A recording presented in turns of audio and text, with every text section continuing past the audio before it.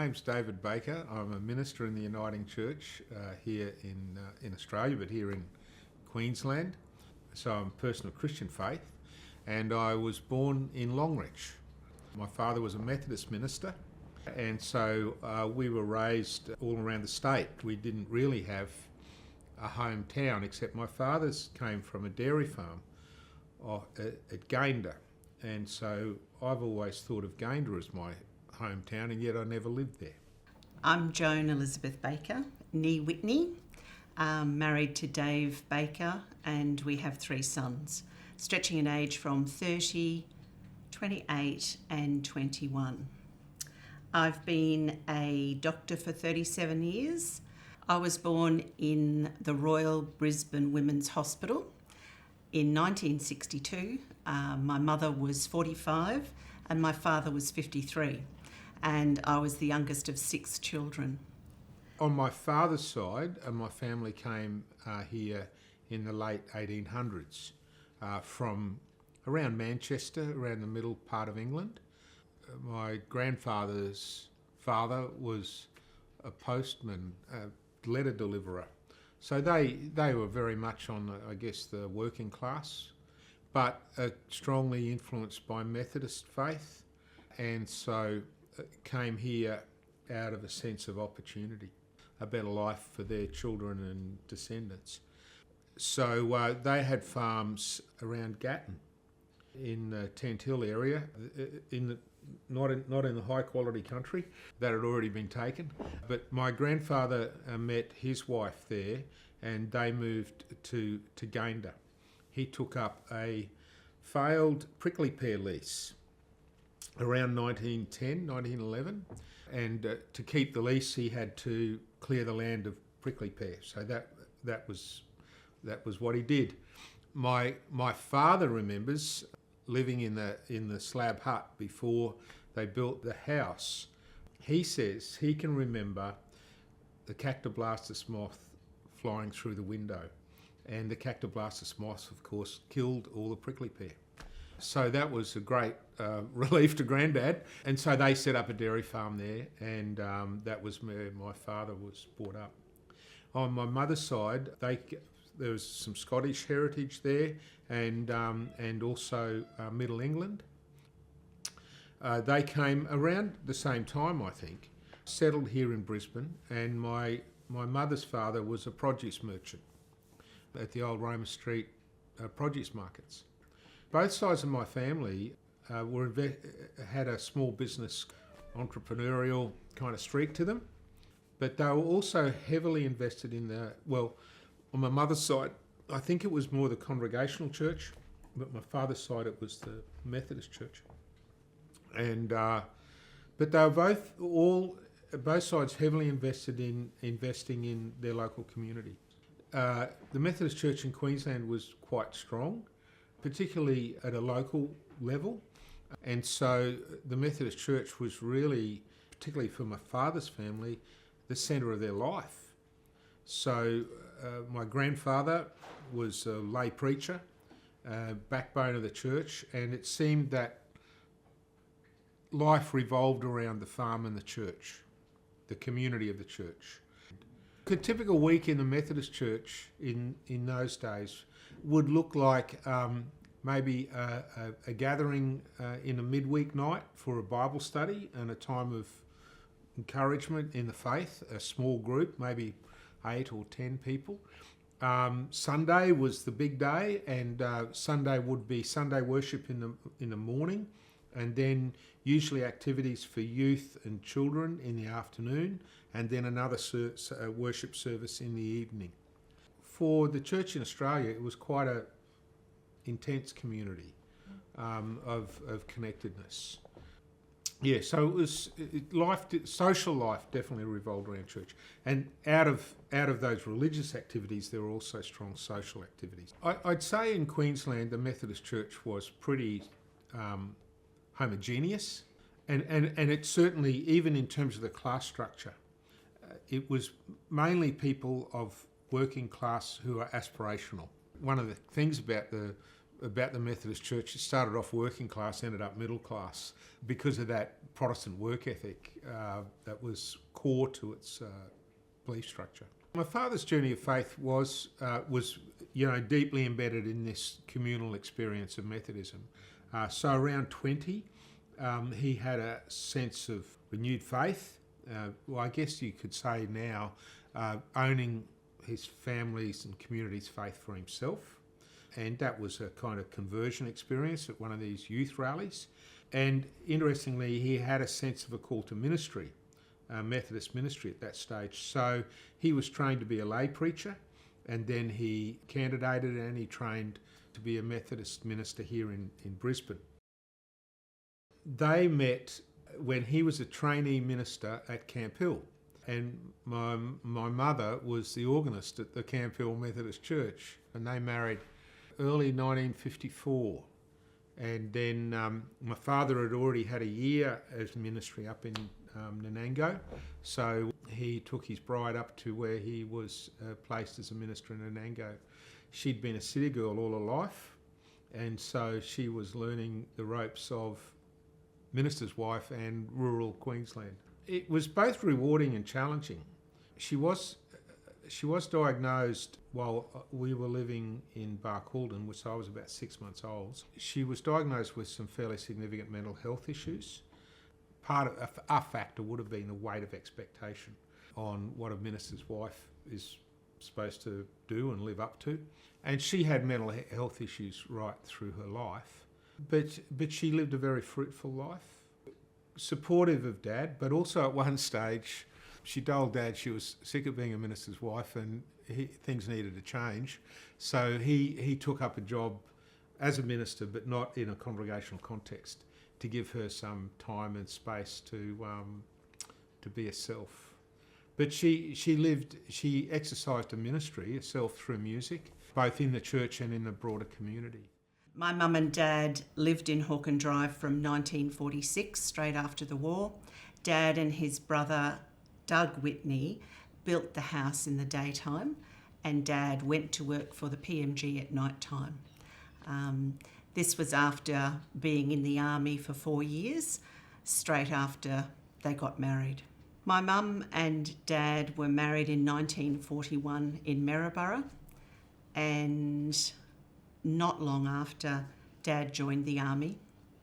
They had a close call. They were in Fremantle and they were launched and halfway across to Java when Java fell. So the boat turned round and he came back. The lack of actual war, my father experiencing war, had a profound impact on his ability to demonstrate stern but loving love. When I reflect on people that I meet now whose parents or their fathers were in war situations or in prisoner of war camp, I think we were grateful, that he didn't see overseas service. Nonetheless, he still was absent from his family, Mum and his first daughter Glenys, for close to 4 years, as the war went on. At 31, he was too old to go to officers' school, so he came up through the ranks and became a sergeant and worked in signals. Part of his journey in the army was working near the university, and they were camped at Long Pocket. And that was when he decided that we will have to settle in St Lucia. Our children will want to go to the university. Dad and Mum both had a great passion for education, and Dad had left school at 12 to help support the family, first as a butcher's boy and then in the PMG. He went back and did night school, so he matriculated, and then he had started university. He was doing accounting at University of Queensland, but as part-time as he worked in the PMG.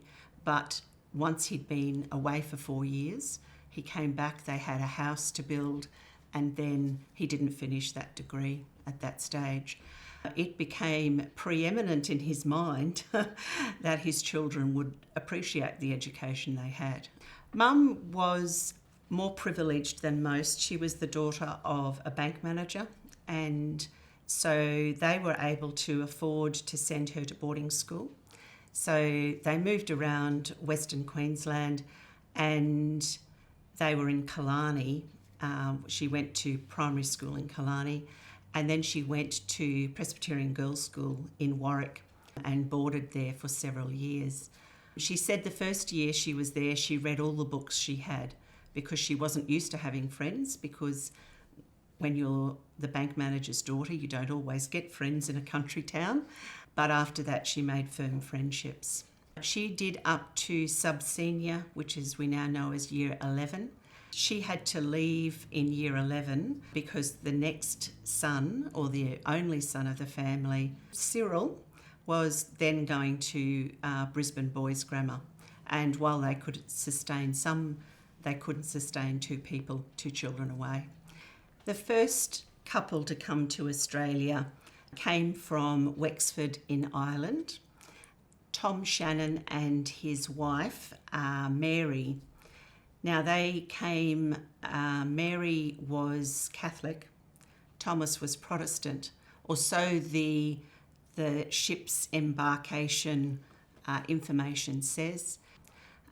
So they arrived in Brisbane and were servants initially out, I believe, on the Darling Downs.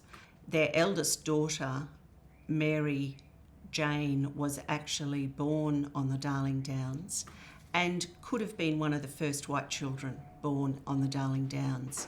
They then moved to Caboolture, and there they were, Mary was a housekeeper for a fellow called Andrew Gregor. He was actually the first settler in Caboolture and had the first homestead there. And Tom was a rouseabout. Sadly, they were involved in the wars that happened in those days, and Mary lost her life through an Aborigine attack, and that was in 1846 in Caboolture, as did her boss Andrew Gregor. Tom was at the water hole when that happened, and he ran to get help from the next station, quite some kilometres away. There were 3 little girls that were there, and they were spared. Tom, it seems, went mad after this and ended his life in an asylum. And the 3 little girls were taken to Sydney, where they were in an orphanage for that period of time. In that time, Eliza died, but Margaret and Mary, who is my great-grandmother, came back to Brisbane and were adopted by an Anglican or a Anglican family and lived in Brisbane. So the next people that came to Brisbane was Moses Ward, and he came from Barnstaple in England. He had married an older lady. He'd met her at the Barnstaple Infirmary, and her relatives were surgeons, and he'd learnt quite a bit of his trade at the Barnstaple Infirmary and became a dentist and a chemist. He married this older lady, and their 2 sons, which were second one was my first great-grandfather, James Courtney Ward, were in the first intake in Brisbane Grammar School. So Moses Ward set up a chemist shop in Fortitude Valley on Ann Street, and that building is still there today. And he had the 2 sons with this older lady. She then died and was buried at Lang Park, which was the first cemetery there. And then he married a much younger lady and went on to have 6 more children. And most of those people became chemists or dentists, and then doctors. My particular line of the family were more into the bank and auditing. James Courtney was my first great-grandfather was an auditor, but had a strong connection with the Methodist Church. He married the granddaughter of the lady who was killed in Caboolture, and after she died and he retired, he became a lay preacher in Rockhampton for the Methodist Church. My great-grandfather, George Hopley Knowles, was the postmaster in Ipswich, and my mum was born in the Ipswich Clock Tower in 1917, and she died just 2 weeks shy of 95, but on her 100th birthday, my boys and my brothers and sisters and I went up into the room where she was born, and then right up into the clock tower, which was a really lovely experience to be there on the centennial anniversary of her birth. William Henry Knowles came out about the same time as Moses Ward, and he set up a grocer fruiterer shop in what's now called Adelaide Street. And the Knowles family was very involved in the formation of the Albert Street Methodist Church. My experience of being brought up in that environment was very positive. I felt like I belonged to a family, but I felt firmly belonging to a broader community of believers. And of course, in some senses, you had a family in every town. Wherever you went, you connected into the Methodist Church, and it was all there kind of laid out for you. I was born in Longreach, and we lived in Barcaldine, and then Rockhampton, Townsville, Brisbane.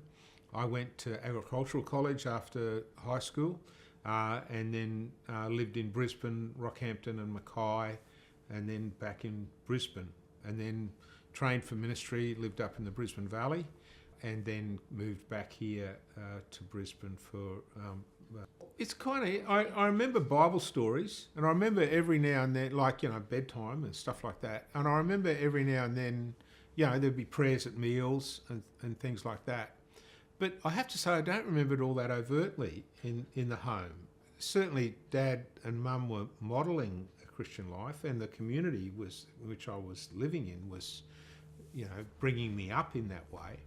But I don't remember a lot of overt faith instruction or formation actually in the family.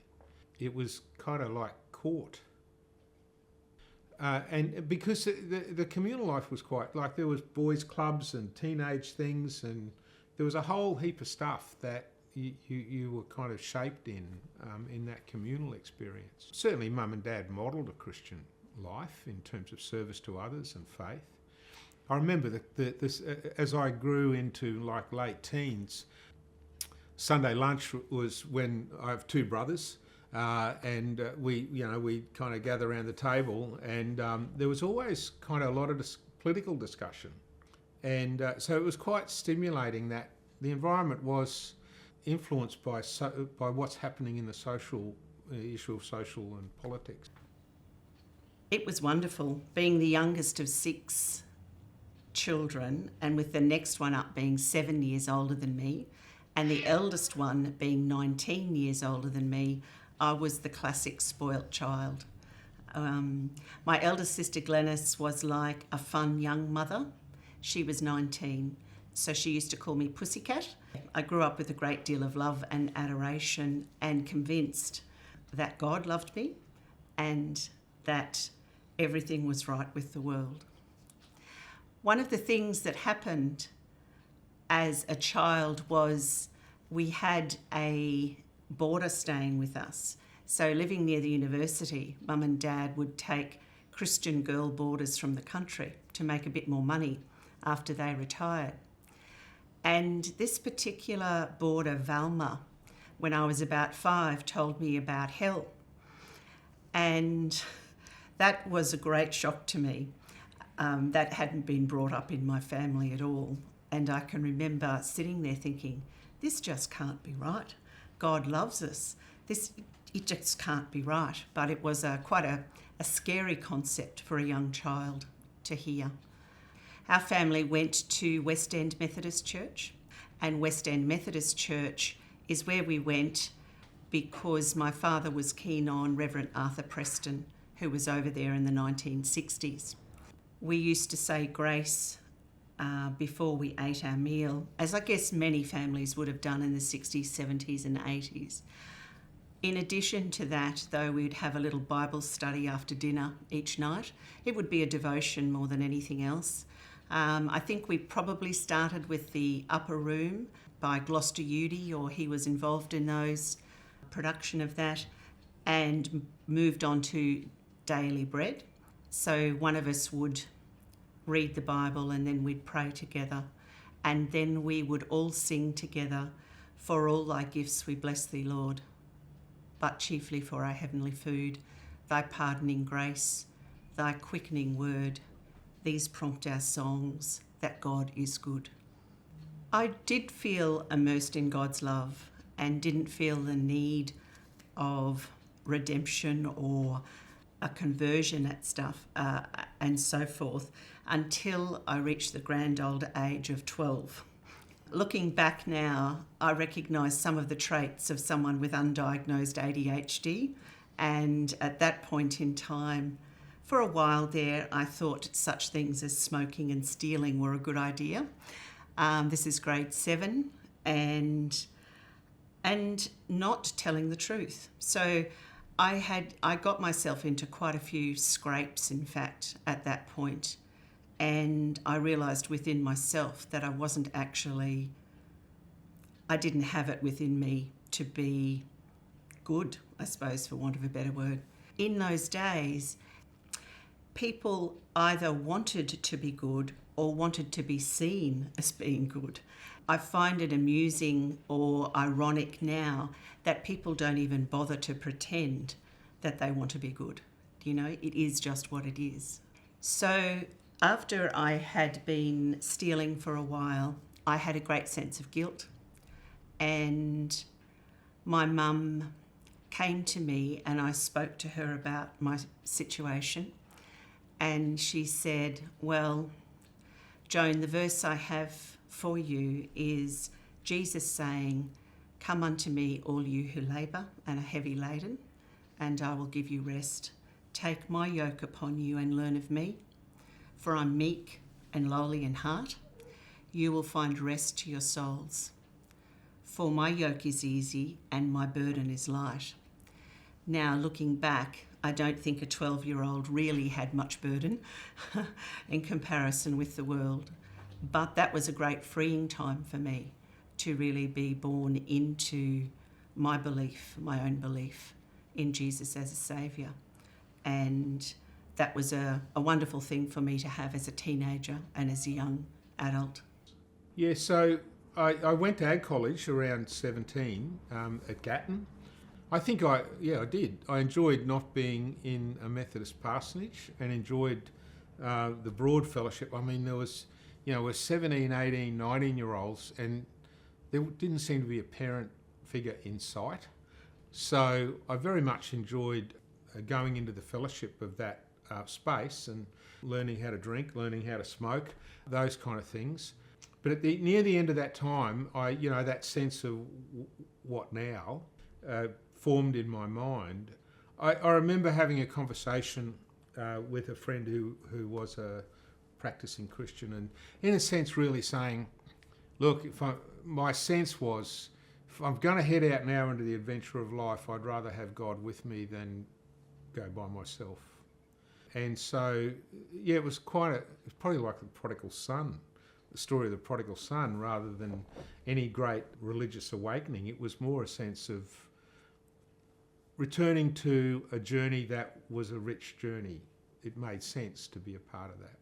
So I came to Brisbane after Ag College, and after having that sense of wanting to reconnect with the Christian faith, two things happened. One, I became a part of an evangelical group based on the Queensland Uni campus. And so they were very disciplined Bible study, scripture memory. They were called the Navigators. It was an American group, evangelical group. I used to call them the Nevidators because they had, you had to really behave yourself. But I also, as a part of that experience, connected with some old friends from my Methodist Church experience in Brisbane as a teenager. And they were going to a charismatic/Pentecostal Uniting Church. So I connected into that also. And that was a broadening experience of faith, the world of the Spirit, and the life of a Christian community centred around the gifts of the Spirit. So I had these kind of things both going on at the same time, but they were both formative experiences in terms of shaping my sense of the breadth of the faith, but also some of the disciplines of the faith. I'll never forget, the navigators used to say, the battle for the quiet time, which was a time of prayer and Bible reading in the morning, the battle for the quiet times won the night before. So that stayed with me. So I had some formative, that's my early 20s. I experienced a call into ministry when I was in my early 20s, but I was also struggling with, am I just doing this because that's what Dad did? So I frankly stayed away from that call for about 8 or 9 years, until an elder in my church said to me, "Oh, well, don't worry about it, Dave. You might die with it." And she shocked me into doing something. Also, I had a good friend who rang me up one day and said, "Oh, Dave, I just need to let you know I've decided to candidate for the Uniting Church ministry." And I said to him, "Well, not without me, you're not." So I'd met Joan, we were dating, and I was candidating for ministry at that time. We met at Kangaroo Point Uniting Church, the charismatic church that we were both going to. We were setting up a new community house in that church, and Joan moved in, and I was the notional leader of it. So nothing really went on until about 1.5 years into that time. There was a bit of romance in the air early in the second year that we were sharing a house with others. So Joan moved out to one of the other community houses, and we pursued our relationship.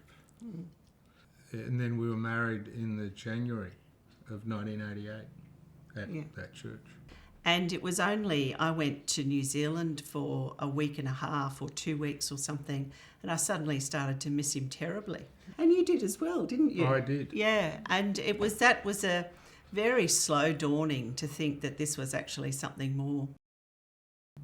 I go through phases in my life. I'm currently, I will get up and read the Bible, have a prayer time, write some stuff in a journal, listen to some music, and that centres me, for the day and for what's going ahead. I think at times of life change, I recognise my need of guidance more than at other times when life's just going along.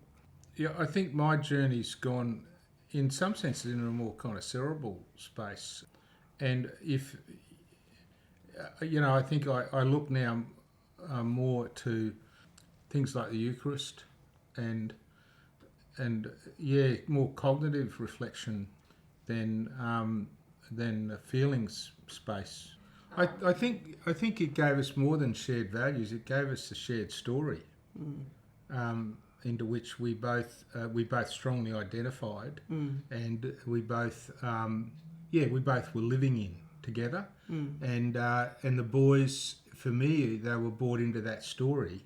And so the life of the church, the life of the local church, I took great heart at the way in which other adults paid attention to the boys and engaged with them and encouraged them, and the sense that they felt very much at home. Mum and Dad, I'm always so proud of Mum and Dad and the way they parented us. Dad often just says the way they did it was that, you love them, you feed them, and you leave them alone. And that really is what it was. They were always there for us. And it was not some disciplinarian kind of parenting. There was just a lot of love and a lot of humour. And it was wonderful. It felt safe. And they always had lots of things going on. Mum was really busy with work, and Dad kind of really busy with guiding the community around us. It just seemed like there was this acceptance for all, that you could grow and be who you were, safe in the assurance of God's love and salvation, which was wonderful. And so that was quite a nice way to be raised, because compared to a lot of my friends raised in the church, maybe more strict or prescriptive practices, they don't really seem to have their faith quite so much anymore. This idea of, hold loosely what you wish to grow old with. Yeah, I think faith really had quite a central, but again, quite a gentle role in our family growing up. I think it felt like just a normal family, but church was kind of also the family business in some ways. Mum and Dad were always, again, really gentle. We all went to church growing up every weekend until we were old enough to be home alone, and then it was an encouragement, but not a pressure. And prayer was always there when we had fears or when we needed support or concern, and Mum would beautifully just lead us in prayer whenever we would have difficulties. And it wasn't only prayer too. She'd respond and talk and give advice and be a shoulder. And then we would give it to God in prayer, which was lovely. And Dad always had just this kind of more informative side of it, where if you had questions, you could go to him. And I remember driving, I think, to Moggill Uniting one day when I was really little. I remember it as 4 or 5. I might have been 6 or 7. And I was grappling with this question of, it was maybe quite a deep theological question for a little kid, but that idea of needing faith for salvation and that fear of the majority of the world is not Christian. Do they all not get salvation? And I remember the stretch of road I was on that straight stretch between the camel humps at Karana Downs and Belbarry, asking Dad, do you think that if you're not Christian, you go to hell? And he took this long pause, and I remember him just saying, no, I don't believe that. And just this huge sigh of relief, because there was this question that I was terrified about and kind of was trying to work out how could I believe that. And still a question that I ask sometimes, but it was just so reassuring to have Dad say no. When I was about 11 or 12, I remember getting into this kind of pretty deep existential crisis about the concept of death and oblivion more specifically. And this weird thing of having this kind of existential panic about something that I didn't actually believe in. Like I believed in God and I believed in kind of life after death, but just this fear of this kind of eternal nothingness after. I remember being really distressed and talking to Mum and Dad about it, and kind of helpfully having their reflections and their prayer, but then also just needing time to work out what it was that I believed and kind of make that my own. What did I picture eternal life as, and what did I believe that to be? And I think even though that was quite a painful and scary journey, I came out the other side really saying this is what I believe, not just what I was raised to believe. Yeah, I think for me, Christianity is about God accepting us just as we are through Jesus Christ, and me being able to help other people feel accepted and worthwhile, particularly women, because that's who I see the most. That's the meaning for me in my day-to-day life. For me, that, the Sermon on the Mount, the idea that if God is not in control, which is a phrase I struggle with, then God is fulfilling God's purposes to a new creation, and so that means there's hope and there's meaning and there's purpose in life. So yeah, for me, they are the things, and of course, I guess the other thing that I couldn't walk away from is that in Jesus Christ, God identifies with us in our God-forsakenness. So that strong sense of solidarity, that's a core part of Christian faith, embodied and fleshed in Jesus.